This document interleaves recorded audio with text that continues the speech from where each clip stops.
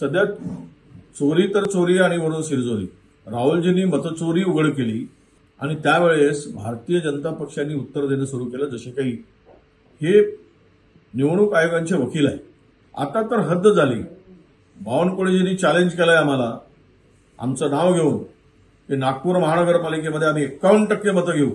मी पण चॅलेंज स्वीकारतोय. तुम्ही 51% मतं घेऊन दाखवा. आणि एक लक्षात घ्या की सगळं मतदान बॅलेट पेपरवर घ्या आणि तुमचं चॅलेंज आम्ही स्वीकारतो. तुम्ही 51% मतं घेऊन दाखवा. जर तुमच्यात हिंमत असेल नागपूर महानगरपालिकेमध्ये 51% मतं घ्यायची आणि तुम्ही इमानदारीने जर या निवडणुका जिंकत असाल तर मग होऊन जाऊ द्या दूध का दूध पाणी का पाणी.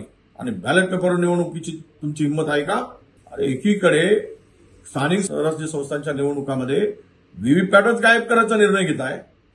इथेच या संदर्भातली तुमची भूमिका इमानदारीची आहे की मतचोरीची आहे स्पष्ट होते.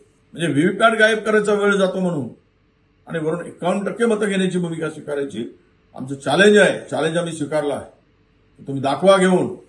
पण ते सगळ्या निवडणुका या बॅलेट पेपरवर घेण्याची हिंमत करून दाखवा.